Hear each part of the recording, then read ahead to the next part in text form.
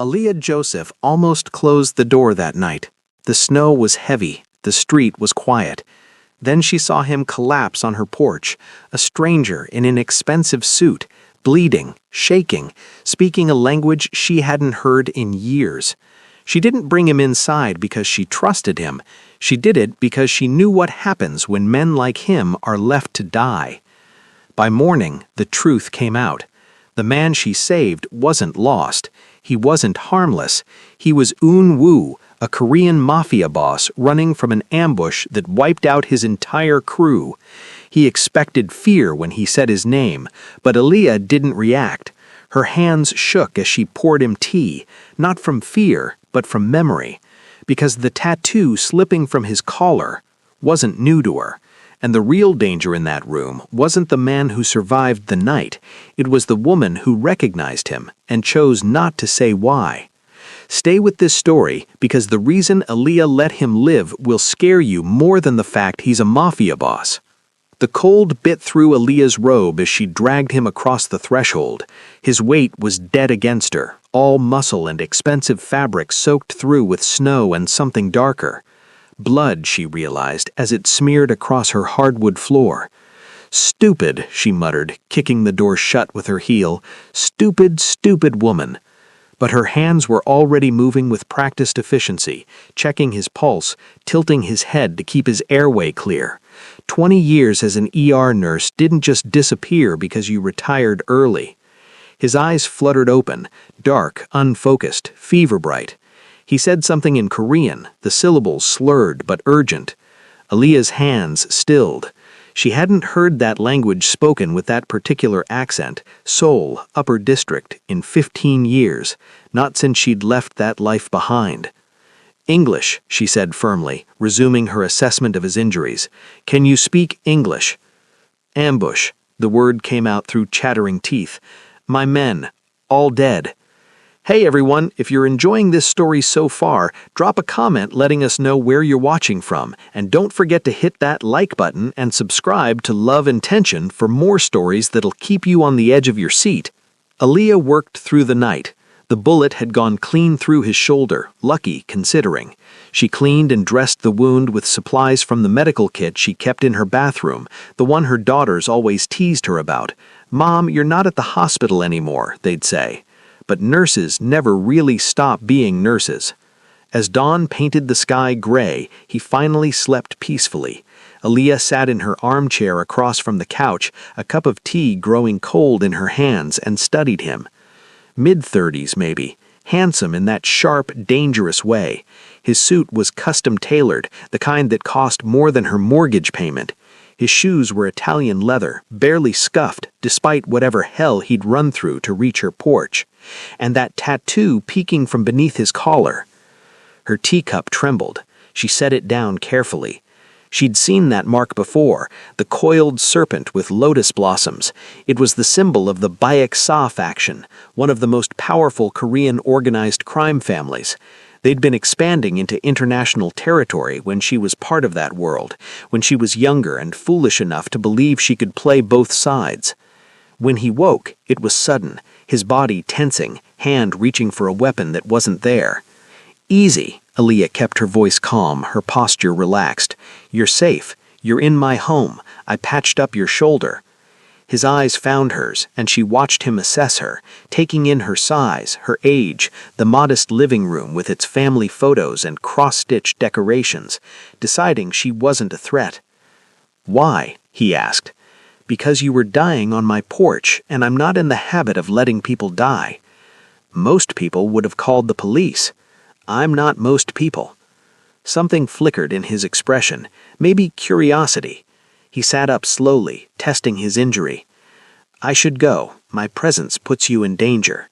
"Little late for that, don't you think?" Aaliyah stood, moving to the kitchen. "You're going to need antibiotics to prevent infection, and you're weak from blood loss. You try to leave now, you'll collapse before you reach the end of my street." She returned with water and pain medication, which he accepted with a slight bow of his head. "My name is Eun Woo, and I owe you my life. Aaliyah Joseph, and you don't owe me anything except maybe a new carpet." His lips twitched, almost a smile. You have family? 2 daughters, both grown, both living in other states. It's just me here. That's good. His jaw tightened. The men who did this, they'll be looking for survivors. They'll check hospitals, morgues. Eventually, they'll expand their search. How many were you? 12 of us in the convoy. I was the only one who made it out. His voice was flat, controlled, but Aaliyah heard the grief underneath. They knew our route, our security protocols. It was coordinated. Someone on the inside. His eyes sharpened on her. You're familiar with this kind of betrayal. It wasn't a question. Aaliyah returned to her chair, weighing her words carefully. I watch a lot of crime dramas. You're lying, but his tone wasn't accusatory. It was intrigued. Your reaction when you first brought me in, you weren't surprised by the violence, and the way you treated my wound, that wasn't amateur hour first aid. I was an ER nurse for 20 years. I've seen plenty of gunshot wounds. In Detroit? In among other places. They sat in silence for a moment, each studying the other, both holding back truths. You should eat something, Aaliyah finally said. I'll make breakfast, then we need to talk about what happens next. What happens next is I leave and you forget you ever saw me. And if I told you that's not possible, that the moment I brought you into my home, I made a choice that can't be unmade? Eun-woo leaned forward despite his injury, his gaze intense. What are you saying? I'm saying that if you were important enough to ambush with that level of coordination, then you're important enough that your enemies will leave no stone unturned. Security cameras caught you running through this neighborhood. Someone might have seen you on my porch. The blood trail leads right to my door. She watched him process this, watched the moment he realized she was right. Then I've put you in danger simply by existing. Yes, Aaliyah stood, smoothing her robe. So we might as well figure out how to keep us both alive. Now, scrambled eggs or an omelet? By mid-morning, Eun-woo had told her everything. He was the youngest son of the Baek-saw family, sent to Detroit to negotiate territory agreements with local organizations. The ambush happened on the way to a meeting with a potential ally, someone who'd been vetted, approved, guaranteed safe passage. Whoever set this up knew details only my inner circle had access to: the meeting location, the timing, our vehicle assignments, even the backup routes we'd planned. How many people in your inner circle? 7. 3 are dead. They were in the convoy. That leaves 4. Do you trust any of them? His silence was answer enough. Aaliyah watched him move, noting the precision in his steps, the way his hand kept drifting to where his weapon should have been. This was a man accustomed to control, to power. Being vulnerable didn't sit well with him. You can't go back until you know who betrayed you. I have to. My family, they need to know what happened, and there are operations, responsibilities. That'll get you killed the second you show your face. Aaliyah's voice was sharp. Think, Eun-woo, the person who set this up thinks you're dead. That's your only advantage right now. He stopped pacing, turned to face her. You're very calm about harboring a fugitive. I've seen worse. Have you? He crossed to where she sat, studying her with that unsettling intensity. You know things you shouldn't. You speak like someone who understands this world.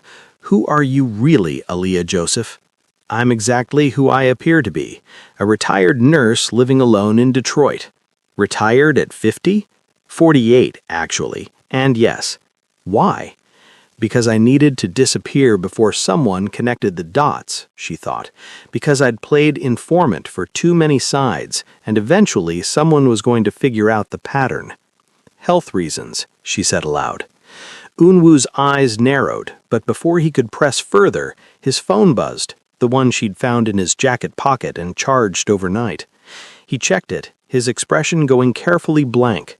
They've issued a statement condemning the terrorist attack that killed me and my men, promising retaliation. Who issued it? Minjin, my second in command. He set the phone down with controlled precision. Either he's genuinely grieving and taking control in my absence, or he's the one who ordered the hit and now consolidating power. Which do you think it is? I don't know. The admission clearly cost him. 6 months ago, I would have trusted him with my life. Now, Aaliyah stood, moving to the window. The street was quiet, suburban, ordinary, but she'd learned long ago that danger rarely announced itself with obvious signs. "You need proof," she said, "evidence that definitively points to the traitor. And how do I get that while I'm dead?" She turned to face him, something settling in her chest, a familiar weight she'd thought she'd never feel again, the weight of a decision that would change everything. "We investigate from the outside, find the proof, then you decide what to do with it." "We? You think you're in any condition to do this alone? You can barely lift your arm above your shoulder." "I have resources, people I can call. People who might be compromised. Every contact you reach out to is another thread that could lead back to your location." Aaliyah crossed her arms. "I, on the other hand, am nobody, a middle-aged black woman living in Detroit. I'm invisible in all the ways that matter." "You want to help me investigate a mafia conspiracy?" "I want to keep myself alive, and right now that means keeping you alive long enough to figure out who wants you dead and neutralizing that threat." Eun-woo studied her for a long moment, and she could see him calculating, weighing risks and possibilities. "There's something you're not telling me, Aaliyah," he said finally. "Something about why you're so willing to help, why you understand this world." "Everyone has secrets, Eun-woo. The question is whether we're going to trust each other enough to survive this." Eun-woo's phone buzzed again. He glanced at it, then showed her the screen. A news article about the attack, complete with photos of the wreckage. "They're being thorough," Aaliyah observed, "making sure everyone knows you're dead. Which means they'll start tying up loose ends, anyone who might have helped me, anyone who saw anything." Their eyes met, the implication clear. "Then we move fast," Aaliyah said. "Tell me about your inner circle, everything. Names, positions, weaknesses. If we're going to find your traitor, I need to know who I'm hunting." For 3 days, Aaliyah became someone she'd thought she'd left behind. She used old skills, old contacts, made phone calls to people who owed her favors from a lifetime ago, dug through public records and private networks, piecing together information about Eun-woo's organization from the outside. Meanwhile, Eun-woo recovered. His shoulder healed faster than expected, the benefits of youth and excellent physical conditioning. But the real wound was the betrayal, and that would take longer to mend. They fell into a rhythm, morning strategy sessions over coffee, afternoons spent on separate investigations, comparing notes in the evening, nights where sleep came hard for both of them, hyper-aware of every sound outside, every passing car. And somewhere in those long evenings, talking through possibilities and dangers, Aaliyah felt the walls she'd built around herself begin to crack. "Tell me about your daughters," Eun-woo said, one night, both of them exhausted from hours of research. "Maya's a lawyer in Chicago, corporate law, thankfully, nothing criminal. Zara is a teacher in Atlanta, 2nd grade. Aaliyah smiled. "They think I'm boring, a retired nurse with too many houseplants." "But you're not boring." "No, I'm not." I met his eyes across the dining table, documents spread between them. "I used to be reckless, thought I was smarter than everyone else, played dangerous games with dangerous people because I convinced myself I was doing good." "What kind of games?" "The kind where you collect information on criminal organizations and pass it to whoever pays the most, sometimes law enforcement, sometimes rival factions, sometimes foreign intelligence." Eun-woo went very still. "You were an informant."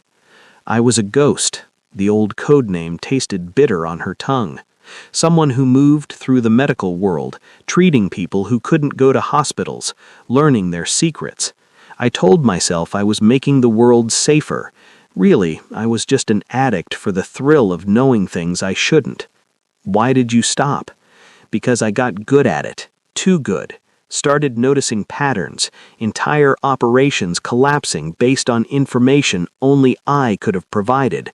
Began hearing whispers about someone who knew too much, a ghost who needed to be exorcised. She stood, moving to the window again, her habitual refuge when memories got too sharp. So you disappeared, took your daughters, and moved here, became exactly what everyone expected, a tired black woman in her 40s, retired early, invisible. But you kept the skills? You can't unlearn what you know, can't unsee what you've seen. She felt him move behind her, close but not touching, his reflection ghosted beside hers in the window's glass. "The serpent tattoo," he said quietly. "You recognized it immediately. Not from news reports or crime dramas. You recognized it because you've seen it before." Aaliyah's reflection smiled without humor. "I treated 3 Backsaw members in Seoul back in 2008. Gunshot wounds after a territorial dispute with the Jopak syndicate. They never knew I understood Korean, never realized I was memorizing every word they said." "What did you do with that information?" "I sold it to the highest bidder. The dispute got resolved, permanently. 43 people died in the cleanup." She turned to face him. "That's who I was, Eun-woo. That's the woman you're trusting to keep you alive." Instead of disgust or anger, his expression showed only understanding.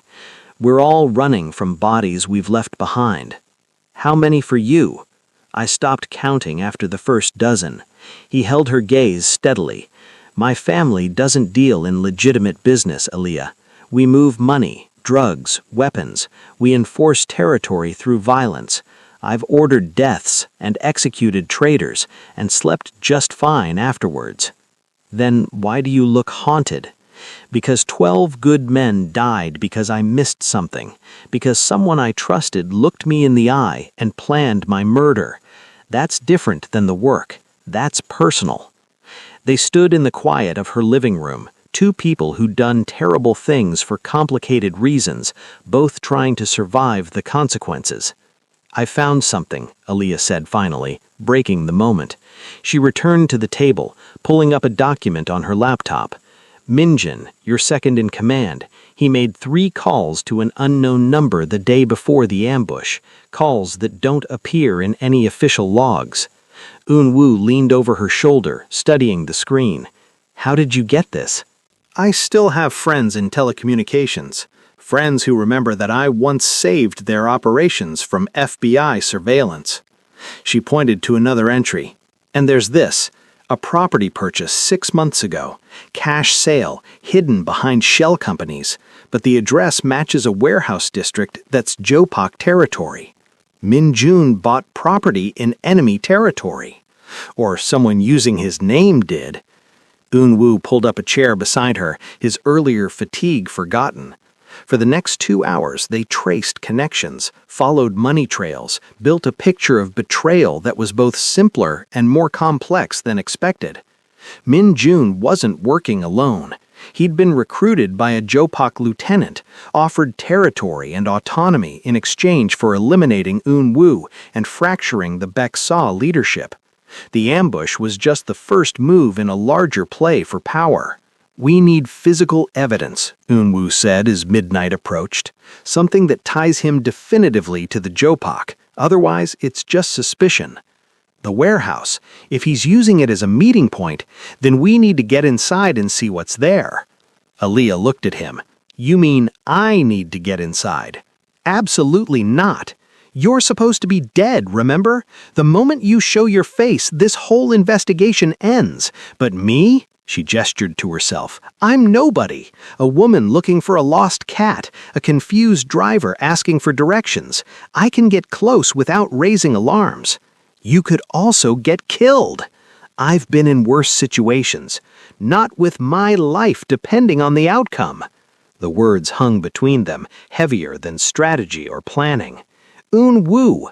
"No." He stood abruptly, pacing again despite the late hour. "We find another way, a safe way." "There is no safe way. There's only fast or slow, and the longer we wait, the more likely someone traces you here." He spun to face her, and for the first time she'd met him, she saw real fear in his eyes, not for himself, for her. "I can't protect you if something goes wrong." I'm not asking you to protect me. I'm asking you to trust me. This isn't about trust. Then what is it about? Aaliyah crossed to him, forcing him to meet her eyes. Because if it's about guilt, if it's about not wanting another death on your conscience, then you need to understand something. I'm making my own choices here, just like I made my own choices 15 years ago. And those choices almost got you killed.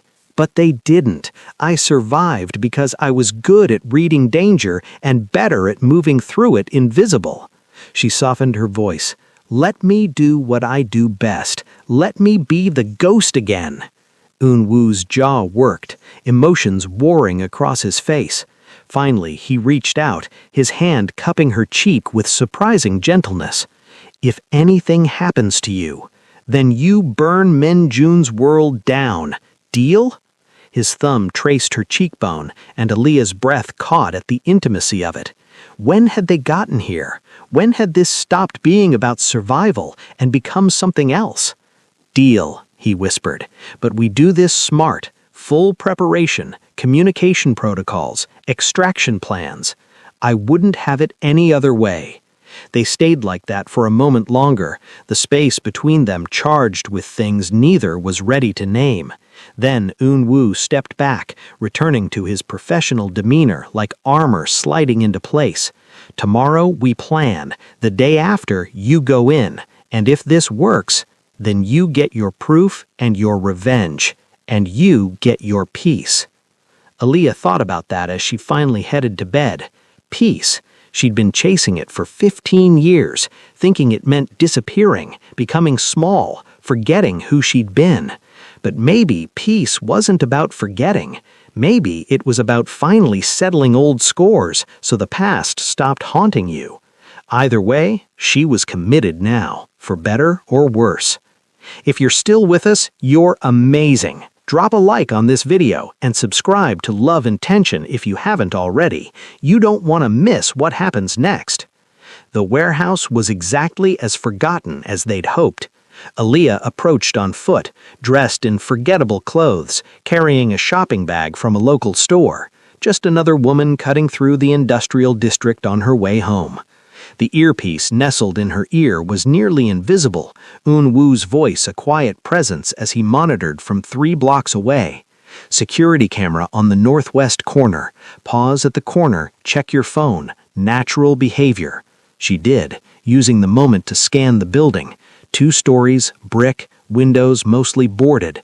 1 entrance visible, a side door slightly ajar. I'm going in. Be careful. The door opened silently. Too silently. Someone had oiled those hinges recently. Aaliyah's pulse quickened as she slipped inside, letting her eyes adjust to the dim interior. The main floor was mostly empty, abandoned machinery, scattered debris, but there, in the far corner, a cleared space, recent activity evident in the swept floor, the stacked crates, the folding table with papers spread across it. She moved closer, her phone already out and photographing everything. Financial documents, territory maps, and there, a contract bearing Min-jun's signature alongside a Jopak chop seal.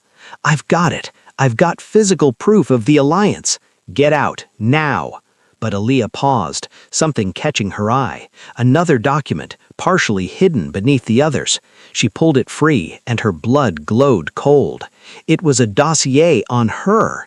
Her photo, old from her ghost days, her real name, her daughters' names, their addresses, her current residence circled in red. They know, she said, her voice steady despite the fear flooding her system. Eun-woo, they know about me. They have everything. A sound behind her. Aaliyah spun, finding 3 men blocking the door she had entered through. They weren't surprised to see her. They'd been waiting. Aaliyah Joseph, the ghost. We wondered when you'd show yourself. She didn't run. Running would just confirm guilt. Instead, she straightened, letting years of experience smooth her expression into confused innocence. I think you have me confused with someone else. I'm just... Enough. He stepped forward, and he saw the weapon at his hip. You disappeared 15 years ago. Many people looked for you. Many people wanted you dead for what you knew. I don't know what you're talking about. Then why are you here, in this warehouse, photographing documents? Aaliyah's mind raced, calculating angles, distances, odds. 3 armed men between her and the exit. Eun-woo blocks away, unable to help without revealing himself. How did you find me? She asked, buying time. We didn't find you. You found us. He smiled without warmth, but when Min Jun's security flagged unusual searches into his activities, we started investigating. Imagine our surprise when the IP address traced to a house where a certain Korean businessman collapsed 3 days ago, a businessman who should be dead. Where is Eun-woo? The question was soft, almost gentle, but Aaliyah heard the threat underneath. Dead. Like your news reports say. You're lying. You're protecting him, which means he's close, which means... A crash from above. All 3 men looked up, distracted for just a second. Aaliyah moved. She grabbed the nearest crate and swung it with all her strength, catching the closest man in the knee. He went down hard. She was already running, not for the blocked door, but for the stairs she'd spotted earlier. Gunshots cracked behind her. Wood splintered. She felt something burn across her arm, but didn't stop, taking the stairs 3 at a time, searching for another exit, any exit. The second floor was more open, old office spaces with broken windows. She could hear them coming, methodical and unhurried. They knew she was trapped. Aaliyah, Eun-woo's voice in her ear, urgent. Where are you? Second floor, north side. They're between me and the exit. The windows, boarded up. Then we make a new exit. Get down. Cover your head. She barely had time to drop before the north wall exploded inward. Not literally, but Eun-woo's stolen truck crashed through the weakened bricks like they were paper, skidding to a stop mere feet from where she crouched. Get in! Aaliyah didn't hesitate. She dove through the passenger window as Eun-woo threw the truck in reverse, tires screaming as they backed out through the hole they'd created. Gunfire followed them, bullets sparking off metal. Eun-woo drove with one hand, the other holding his weapon, returning fire with practiced precision. The truck fishtailed as they hit the street, then straightened as he accelerated away. Neither of them spoke until they were blocks away, certain no one followed. You're bleeding, Eun-woo said, his voice tight. Graze, I'm fine. Aaliyah pressed her hand against the wound, feeling the sting. I got the proof, photographs of everything, including their dossier on me. They knew who you were. They were waiting. Not for me specifically, for whoever was investigating.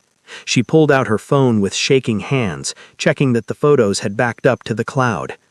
But yes, they identified me, which means my daughters are already being protected. I made calls while you were inside. My people in Chicago and Atlanta are watching them. No one's getting close.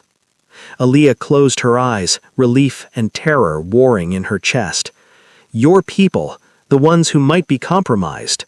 These are different people, contacts outside my usual circles. They don't know where I am or what I'm doing, just that those 2 women need protection. She looked at him then, really looked. His shoulder was bleeding again. He'd torn his wound during the rescue. His face was set in hard lines, his hands steady on the wheel despite the violence they'd just escaped. You were not supposed to reveal yourself, she said. You were supposed to stay dead. Plans change. Eun-woo! They had you. They were going to kill you or torture you for information. There was no choice. He glanced at her, something fierce in his eyes. I would burn my entire operation to the ground before I let them touch you. Do you understand that? Aaliyah's breath caught. That's not rational. I know. It's dangerous, compromises everything. I know. Then why?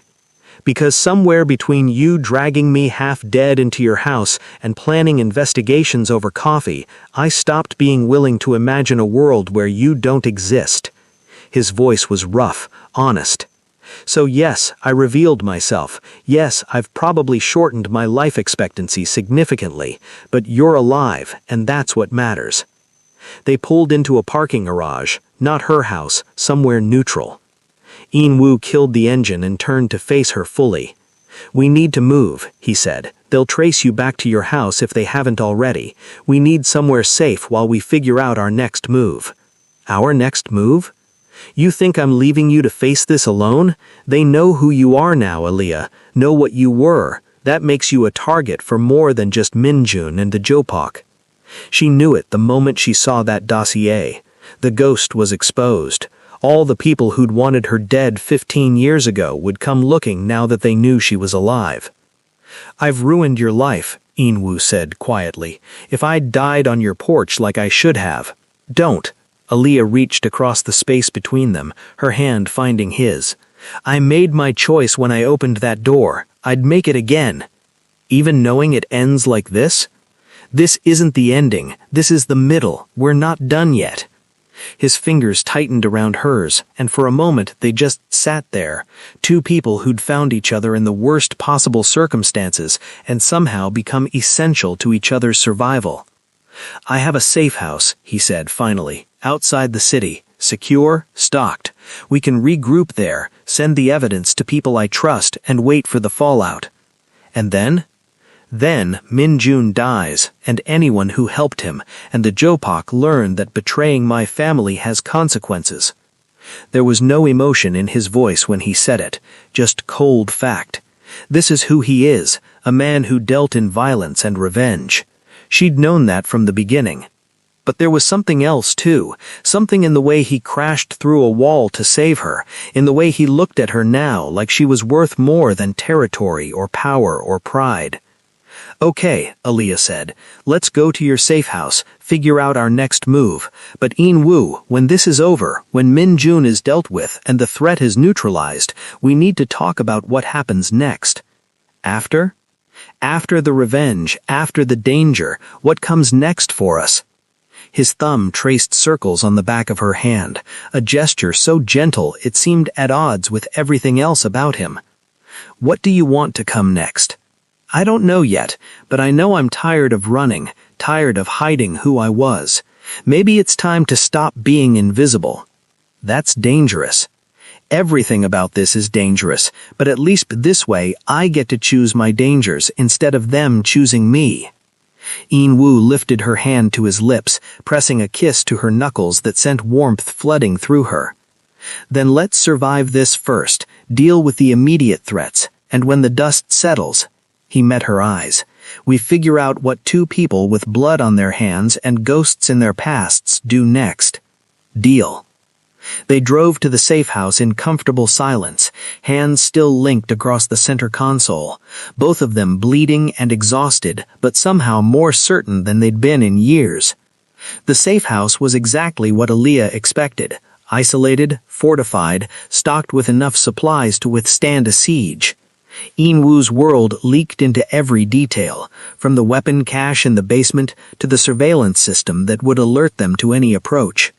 But there was also a well-stocked kitchen, a comfortable bed, windows that looked out on forest instead of streets. "It's not terrible," Aaliyah said, exploring the space while Wu finished his security check. When he returned, she gestured to the couch. "Sit, your shoulder is bleeding again." He complied without argument, and Aaliyah set about cleaning and redressing the wound she'd treated 3 days ago. 3 days. It felt like a lifetime. "You're good at this," he said, watching her work. 20 years of practice, plus all those years patching up criminals who couldn't go to hospitals. "Do you regret it? That life?" Aaliyah considered the question as she taped down the fresh bandage. "I regret the people who died because of information I sold. I regret thinking I was smarter than the consequences. But the skills, the knowledge, no, those kept me alive, and they're keeping us alive now." She moved to clean her own wound, but Wu stopped her, gently taking the supplies from her hands. "Let me." His touch was careful as he cleaned the graze on her arm, professional and impersonal, but Aaliyah felt the tension between them, the awareness that had been building since that moment in the parking garage. "Wu, you should rest." He finished bandaging her arm and stood. I'll send the evidence to my contacts, start the wheels turning. By tomorrow, Minjun will know I'm alive, and by the day after, he'll be answering for what he did. And us? He looked down at her, something vulnerable flickering across his usually controlled expression. Ask me that after it's over, when you're safe, when you've had time to think clearly without adrenaline and danger clouding judgment. My judgment is perfectly clear. Aaliyah, I'm not some civilian caught up in circumstances I don't understand. I walked into this eyes open. I know who you are, what you do, and I'm still here. You're here because you don't have a choice. They've identified you. I'm here because I choose to be. She stood, closing the distance between them. Stop trying to give me exits. Stop trying to protect me from my own decisions. His control cracked, just a fraction. You don't know what you're asking for. Don't I? I'm asking for a man who crashes through walls to save me, who arranges protection for my daughters before confirming they're safe himself, who looks at me like I'm worth more than the secrets I carry. She placed her hand over his heart, feeling it race. That's what I'm asking for. Is it what you want to give? For a long moment, Unwoo just stared at her, warring with himself. Then he moved, one hand sliding into her hair, the other cupping her jaw, tilting her face up to his. You're going to ruin me, he whispered against her lips. Good, you've already ruined me. The kiss was inevitable, deep and desperate, tasting of violence and survival, and something neither of them had expected to find. Aaliyah's hands fisted in his shirt, pulling him closer despite his injuries, despite every logical reason they should stop. They didn't stop. Morning came too soon, painting the safe house in golden light that felt at odds with the storm brewing outside their temporary sanctuary. Aaliyah awoke to find Unwoo already up, dressed, checking messages on a secure phone. His expression was grim. It started? She asked, sitting up. Minjun knows I'm alive. The evidence went to 4 different members of my family simultaneously. They've confirmed its authenticity. He turned to face her. By tonight, he'll be summoned to answer charges. By tomorrow morning, he'll be dead. There was no satisfaction in his voice, just weary acceptance of necessity. How do you feel about that? I don't. Feeling is a luxury I can't afford right now. Aaliyah rose, crossing to where he stood. That's a lie. It's survival. It's avoidance. She placed her hand on his arm, feeling the tension thrumming through him. He was your friend once, your second. Mourning that betrayal doesn't make you weak. It makes me vulnerable. To what? Me? I've already seen you at your lowest. Unwoo's jaw tightened, emotions flickering across his face too fast to name. 12 men died because I missed the signs, because I trusted when I should have questioned. That's not happening again. So you'll never trust anyone? Never let yourself feel anything?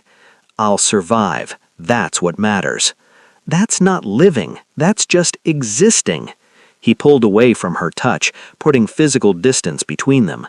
I need to go into the city, meet with my family, confirm the evidence chain, provide testimony about the ambush. When? This afternoon. I'm coming with you. Absolutely not. You're staying here where it's safe. We've been through this. I'm not. This isn't a negotiation, Aaliyah. His voice went cold, professional. What's coming next is Mafia business. Justice by our rules, not yours. You don't want to see it, and I don't want you associated with it. Understanding dawned, bitter and sharp. You're protecting your reputation. The youngest son can't show up with a black American girlfriend while delivering evidence of betrayal. That's not, isn't it? Because last night you were ready to burn your whole world down for me. This morning you can't even take me to a meeting? They'll eat you alive, my family, the other families, everyone who's been waiting for a sign of weakness. His voice cracked slightly. They'll see you as leverage, as vulnerability, as proof that I've gone soft, and they'll use you to hurt me, or worse. So I'm a liability now? You're a treasure I can't protect in that environment, not yet, not until the immediate danger passes and I can properly establish your position. My position, Aaliyah repeated flatly, as your mistress, your kept woman, as my partner, my equal. He crossed back to her, urgency replacing coldness. But that requires time and strategy, requires me proving my strength first, re-establishing control. Then I can bring you in on my terms, not as a vulnerability, but as an asset. She wanted to argue, to push back against the pragmatic ruthlessness of his thinking, but she understood it too, had lived in that world long enough to know how weakness was exploited, how anything precious became a target. How long? A week, maybe two, while Minjin is dealt with and the Jopak alliance is crushed. Once that's settled, once my position is secure again, then I introduce you properly, make it clear that touching you means war. And until then, you stay here, safe, protected by people who report only to me. He cupped her face gently. I know you hate this. I know it goes against everything you fought to become. But please, Aaliyah, give me this time. Let me do what I'm good at without worrying that my enemies will use you against me. She saw the truth in his eyes. This wasn't about shame or hiding. It was about survival, hers and his. 1 week, she said. Then we figure this out together. No more protecting me from your world. 1 week, agreed Unwoo. And Aaliyah, when this is over, I want to meet your daughters, properly, not as a threat they need protecting from, but as someone who's in your life and intends to stay. That's a big commitment for a Mafia boss. I know.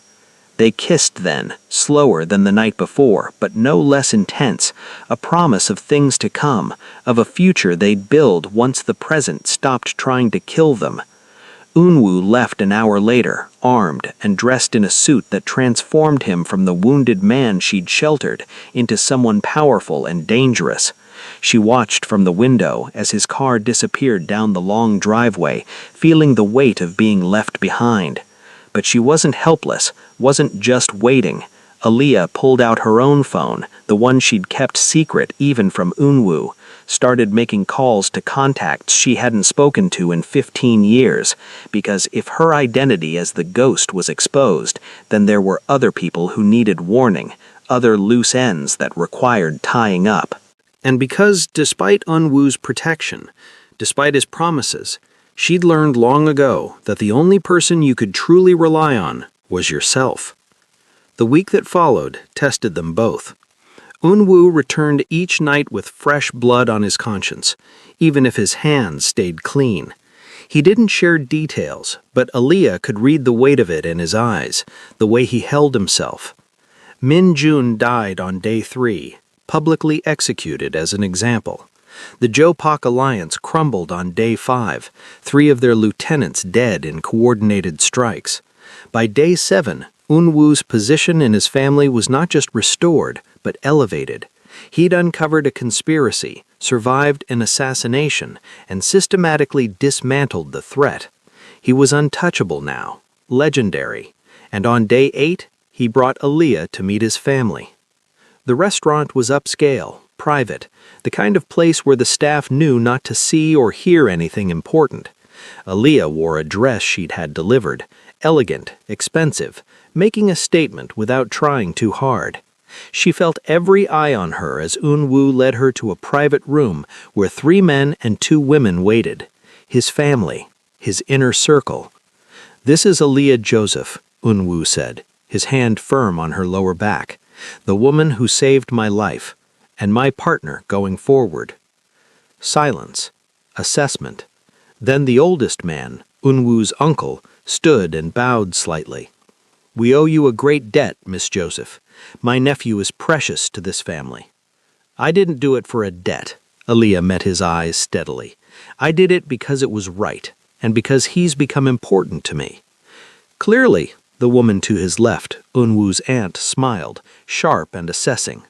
Tell me, Miss Joseph, what do you do for a living? I'm retired, former ER nurse. She's being modest, Unwoo interjected smoothly. Aaliyah has extensive experience in information gathering and strategic analysis, skills that proved invaluable in identifying Min Jun's betrayal. Something shifted in the room. New interest, new calculation. "The ghost," Unwoo's uncle said suddenly. "You're the ghost. We heard rumors someone with that code name was active in Seoul 15 years ago. Impossible to identify, impossible to trace, responsible for many things I'm not proud of," Aaliyah cut in. "Yes, that was me. I've been retired for 15 years, and I intended to stay that way. But circumstances changed. Because of my nephew. Because dangerous people learned my identity when they investigated who was helping Unwoo. My retirement is over. Now I have to decide what comes next." Unwoo's uncle studied her for a long moment, then laughed, a sound of genuine delight. "You brought us the ghost, the information broker half the world has been searching for." He raised his glass. "To Aaliyah Joseph, welcome to the family." The others raised their glasses, and Aaliyah felt the shift. She wasn't just Unwoo's girlfriend. She was an asset, a weapon, someone with value independent of her relationship. It should have bothered her. Maybe it would have once. But she'd spent 15 years invisible, 15 years small and quiet and forgettable. Maybe it was time to be seen again. The dinner continued, and Aaliyah found herself drawn into discussions of strategy and territory, offering insights from her old life. They listened, respected her input, treated her as an equal. Later, in the car heading back to the safe house that was starting to feel like home, Unwoo took her hand. "You were magnificent." "I was myself. Apparently that's enough." "It's everything." He lifted her hand to his lips. "My uncle called me after you left the room, offered you a formal position, consultant on information security and strategic intelligence. That's a fancy way of saying spy. That's a fancy way of saying you'd be one of the most powerful people in our organization." Aaliyah considered that. Power, visibility, protection, everything she'd run from 15 years ago, offered freely now. "I need to think about it." "I know, and whatever you decide, we'll make it work. Even if I say no, even if I want to go back to my quiet life in Detroit, then we'll make that work too. I'll find ways to visit that won't endanger you. We'll—" "Aaliyah," she squeezed his hand, "I'm not saying no. I'm saying I need to think about what saying yes means, who I become if I step back into that world. You become who you've always been. You just stop hiding it." They drove in silence for a while, Aaliyah processing the evening, the implications, the possibilities. "My daughters," she said finally, "I need to tell them something. Not everything, but enough that they understand my life is changing. We'll figure that out together, craft a story that keeps them safe but doesn't leave them blindsided. And us? What's our story?" Unwoo pulled the car over, putting it in park, turning her fully to face her fully. "The story is that a dying man collapsed on your porch, and instead of turning away, you brought him inside. You saved his life, and in doing so, saved your own. We found each other in the worst possible circumstances, and somehow made it work. That's the sanitized version. Fine. The real version is that you're a former information broker who recognized Mafia tattoos and decided to get involved anyway. I'm a crime boss who fell for the woman who patched my gunshot wound. Together, we navigated betrayal, assassination attempts, and family politics, and we came out the other side stronger. That's terrifying, yes. And complicated, yes. And probably going to kill us both eventually. Almost certainly." Aaliyah laughed, the sound surprising them both. "So why does it feel right?" "Because we're both tired of pretending to be things we're not, tired of hiding our damage and our skills and everything that makes us dangerous. With you, I don't have to be just the perfect soldier or the calculating boss. I can be human, flawed, real. And with you, I don't have to be invisible." They kissed there on the side of the road, two people who'd found each other in blood and violence and somehow built something like hope. 3 months later, Aaliyah stood in Unwoo's office, her office now too, reviewing intelligence reports on Jopak movements in the Midwest. She'd taken the position, stepped back into her old role with new parameters and better support. Her daughters knew she was consulting for an international security firm. Not the whole truth, but not a complete lie either. They were proud of her, happy she'd found purpose again. And Unwoo? Unwoo entered the office now, crossing to where she stood, wrapping his arms around her waist from behind. Anything interesting?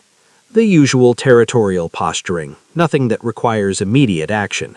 Good, because I was thinking we could actually leave the office before midnight once. Aaliyah leaned back in his embrace, feeling safe in a way she'd never expected to feel again. Where did you want to go? Your place, the house in Detroit. I realized I've never actually stayed there as a guest instead of a fugitive. She turned in his arms, surprised. You want to stay at my house? I want to see where you lived for 15 years. I want to sleep in your bed and drink coffee in your kitchen and meet your neighbors who think you're boring, he smiled. I want to know all the pieces of your life, not just the ones that fit my world. My bed is tiny compared to yours. Then we'll be close. My neighbors are nosy. Then we'll give them something to talk about. My kitchen is perfect, I'm sure, Aaliyah. He cupped her face, his expression serious now. I don't want you to fit into my world. I want us to build something new, something that's ours. And that means honoring both where we come from and where we're going. You've been thinking about this. I've been thinking about you, about us, about making this work long-term, not just surviving crisis to crisis. Aaliyah felt her chest tighten with emotion. I love you. The words surprised them both. She hadn't meant to say them. Not yet. Not here. But Unwoo's smile was worth it. Genuine, unguarded, transforming his entire face. I love you too. Have since you yelled at me for bleeding on your carpet. I did not yell. He kissed her, swallowing her protest, and Aaliyah melted into it, into him, into this impossible thing they'd built from disaster and blood. When they finally pulled apart, both breathing hard, she rested her forehead against his. So, my house. Tonight. And tomorrow?